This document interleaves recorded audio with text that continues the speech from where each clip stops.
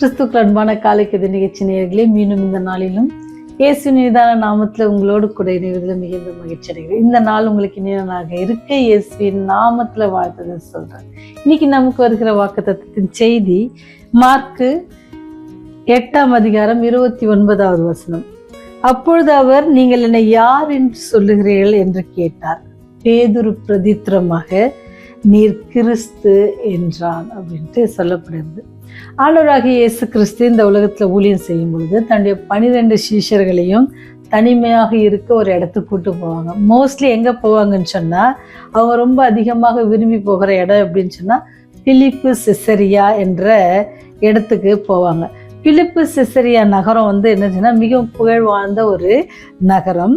அங்கே சீரியர்கள் என்ன செய்கிறாங்கன்னா, பாகலுக்காக அநேக கடவுள்கள், எத்தனைன்னா 14 கோயில்கள் அங்கே இருந்துதான்.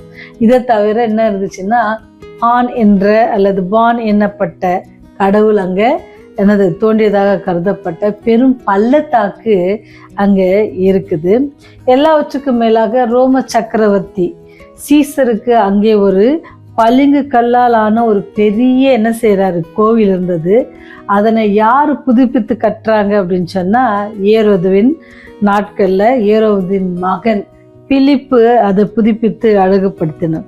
ஆகையால தான் அந்த நகரத்துக்கு பிலிப்பு செசரியா என்னும் பெயர் பெற்றது.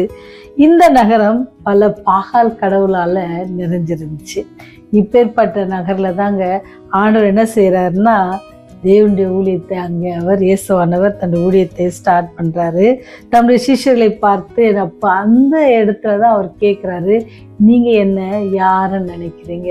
ஏன்னு சொன்னால், அந்த இடத்துல ஏற்கனவே பாகால் அநேக அந்த தெய்வங்கள் அதற்காக இருக்கிற அந்த இடத்துல தேவனுடைய அன்பை அங்கே பகிர்ந்து கொள்ள போகும் பொழுது அப்போ அவர் கேட்குற கேள்வி, என்ன யாருன்னு நினைக்கிறீங்க? அப்போ பேதர் சொல்கிறார், நீர் கிறிஸ்து அப்படின்ட்டு அவர் சொல்கிறார். எவ்வளோ அழகாக பேதர் சொல்கிறாரு பார்த்துங்கன்னா, அவரை ஒரு மனுஷகுமாரன் அப்படின்ட்டு சொல்கிறாரு. அறிக்கை செய்தான். இவ்வாறு அறிக்கை செய்தான். ஏன் அறிக்கை செய்தான் அப்படின்னு சொன்னால், அவனுக்கு புரிஞ்சிக்க முடிஞ்சு அவன் தேவனோடு வைத்திருந்த உறவின் நிமித்தமாக, தேவனோடு வைத்திருந்த அந்த ஐக்கியத்து நிமித்தமாக அவனால் அந்த டிஃப்ரென்ஸை காண முடிஞ்சு. அதனால தான் அவன் என்ன சொல்கிறான் அப்படின்னு சொன்னால், நீர் கிறிஸ்து அப்படின்ட்டு சொல்கிறார். அப்படி சொன்னதுனால தான், அவர் அந்த அன்பை புரிந்து கொண்டதுனால தான் பேதுரு இயேசுவானர் பரம்பேறின பிறகும் அவர் விட்டு சென்ற அந்த பணியை அயராது உழைத்த அநேக கஷ்டங்கள் மத்தியிலும் துன்பத்தின் மத்தியிலும் அவன் என்ன செஞ்சான்னு சொன்னால், தொடர்ந்து அந்த அன்பில் நிலைத்திருந்தான். ஏன்னு சொன்னால், அந்த அன்பை அவன் பக்கத்துல இருந்து பார்த்தான், புரிஞ்சுக்கிட்டான். பாவம் செய்த போது மன்னித்து அவனை நேசித்த அந்த கரத்தை, தன்னை காட்டி கொடுத்த யூதாசை சிநேகிதனே என்று சொன்ன அந்த வார்த்தைகள், தன்னுடைய சீஷர்கள் என்ன காரியம் செய்தாலும் அவங்களை கூட வைத்து கொண்டு அவளுக்கு ஆறுதல் படுத்தி, தேர்தல் படுத்தி, வருங்கால காரியத்தை அவளுக்கு வெளிப்படுத்தி எவ்வளோ நேர்த்தியான ஒரு ஊழியத்தை செய்த அந்த தேவ மகனுடைய அன்பை புரிந்து கொண்டதுனால பேதுரு அவரை கிறிஸ்து என்று சொல்லி அவரை எல்லாருக்குமே அறிக்கையிட்டது மாத்திரமல்ல, அவர் விட்டு சென்ற அந்த பணியை அயராது செய்து 3000 பேரை ஒரே நாளில் என்ன செஞ்சான், அவருடைய அன்பை புரிந்து கொண்டு அவரை சொந்த இரட்சகராக ஏற்றுக்கொள்ளும்படியாக அவன் செய்தார். பேதுரு அப்படி செய்யப்பட, நீங்கள் அதை பார்த்தீங்கன்னா அப்போஸ்தலர் 2:41 உங்களால் அதை காண முடியும். நம்முடைய கர்த்தரும் இரட்சகருமாக இயேசுவானவரே மெய்யான மீட்பரும் மேசியாவும் ஆவார். பேதுரு அவரை ஏற்றுக்கொண்டது போல நீங்களும் நானும் என்ன செய்யணுமா, அவரை ஏற்றுக்கொண்டு அவர் நமக்கு விட்டு சென்ற அந்த ஊழியத்தை நாமும் தொடர்ந்து செய்யணும்.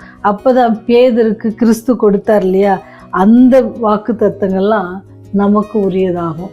எப்போ நாம பேதுரு போல ஆண்டவரை புரிந்து கொண்டு, ஆண்டுடைய அன்பை புரிந்து கொண்டு, அதை தொடர்ந்து எல்லா கஷ்டம் வந்தாலும் சோதனை வந்தாலும் அதை தைரியமாக சொல்லக்கூடிய பிள்ளைகளாக நாம பேதுரு போல நம்ம ஆண்டவத்துல ஒப்பு கொடுக்கணும். ஏன்னா அவரே கண்மலையும் நம்முடைய மீட்பருமானவர், அவரே நம்மை பாதுகாக்கிறவர், அவரே நமக்கு எல்லாவற்றுக்கும் எல்லாவுமா இருக்கிறார். அவரே அல்பாவும் உமேகாவும் ஆதிமந்தமாக இருக்கிறார். அவரை கொண்டே இந்த உலகம் சிருஷ்டிக்கப்பட்டது, அவருடைய வார்த்தையினால இது உண்டாக்கப்பட்டது அப்படின்னு சொல்லி நீங்களும் நானும் விசுவாசிப்போம் அப்படின்னு சொன்னால், பேதுரு எப்படி விசுவாசித்து அவரை பற்றி சொன்னானோ, சாட்சி கொடுத்தானோ, எல்லாருக்கும் முன்பாக அவரை கிறிஸ்து என்று அறிக்கையிட்டானோ, அதே போல் நீங்களும் நானும் இப்பேற்பட்ட இந்த உலகத்தை ரட்சித்தவர், இந்த உலகத்தை சிருஷ்டித்தவர்னு சொல்லி அவருடைய அன்பை குறித்து மற்றவர்களுக்கு நாம் எடுத்து சொல்கிற கடமை நம்மகிட்ட இருக்குது. நீங்களும் நானும் பேதுரை போல நம்ம ஒப்பு கொடுத்து ஆண்டோடைய ஊழியத்தில் பங்கு பெறுவோமா? அவருடைய ஊழியத்தில் பங்கு பெற்று அநேகருக்கு தேவ அன்பை குறித்து சொல்லி அநேகரும் அந்த தேவ அன்பை பற்றி கொள்ள நாம் ஒரு வழிகாட்டியாக, சிறு வழிகாட்டியாக இருப்போம்னு சொன்னால், நாம் முயற்சி பண்ணுவோம் அப்படின்னு சொன்னால் ஆண்டவர் எல்லா காரியத்தையும் அவர் செய்ய வல்லவராக இருக்கார். ஏன்னு சொன்னால் அவர் வல்லமை உள்ள தகப்பன். அவர் வாயின் வார்த்தைகள் என்ன இருக்கும்? ஜீவன் இருக்குது. அந்த ஜீவனை மற்றவங்களுக்கு கொடுக்க நீங்களும் நானும் ஒரு சிறு கருவிகளாக பயன்பட இந்த நாளை பயன்படுத்தி கொள்வோமா? ஜெபம் செய்வோம். மீட்பெரும் கண்மலையுமாக ஆண்டவரே, நீர் ஒருவர்தான் மேசியா. பேதுருவை போல நாங்களும் உமக்கு ஊழியம் செய்ய விரும்புகிறோம். நீர் எங்களை பயன்படுத்துங்க ராஜா. அதற்கு தடையா இருக்கிற எல்லா காரியங்களையும் இருந்து நீக்கி போடுங்க. எங்களுக்கு தைரியத்தை தாங்க. பேதுருவை போல ஆண்டவரே உம்மோடு கூட நெருங்கி ஜீவிக்கிற ஜீவியத்தை எங்களுக்கு தாங்க ஆண்டவரே. இந்த உலகம் அழிந்து போகிறது கர்த்தாவே. அந்த அழிந்து போகிற உலகத்தை நாங்களும் அழிந்து போகாதபடிக்கு எப்படி ராகாப்பு எப்படி தன் விசுவாசத்தினால அந்த எல்லாரையும் ஏற்றுக்கொண்டு அந்த வேவுக்காரர்களை ஏற்றுக்கொண்டதுனால ஆண்டவரே கீழ்ப்படியாதவர்கள் சேதப்பட்டு போகிற இடத்துல அவள் காப்பாற்றப்பட்டது போல நாங்களும் இந்த உலகத்துல ஆண்டவரை காப்பாற்றப்படத்தக்கது, உங்களுடைய அன்பை ஏற்றுக்கொள்ளத்தக்கதாக ஆண்டவரை நாங்கள் சமாதானத்தோடு உங்களுடைய அன்பிலை நிலைத்திருக்க எங்களுக்கு உதவி செய்யுங்க. பாவிகளாகி எங்கள் மேல் கிருபியா இருங்க. ஜீவனுள்ள ஒரு தேசத்துல இந்த நாளிலும் எங்கள் வாழுகிற வாழ்க்கை உமக்கு பிரியமாக இருக்க நீர் உதவி செய்யுங்க. உடைய ராஜ்யம் அது சீக்கிரமாக இருக்கிறது சாமி.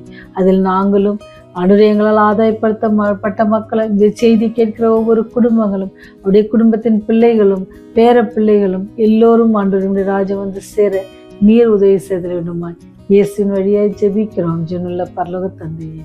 ஆமென், ஆமென்.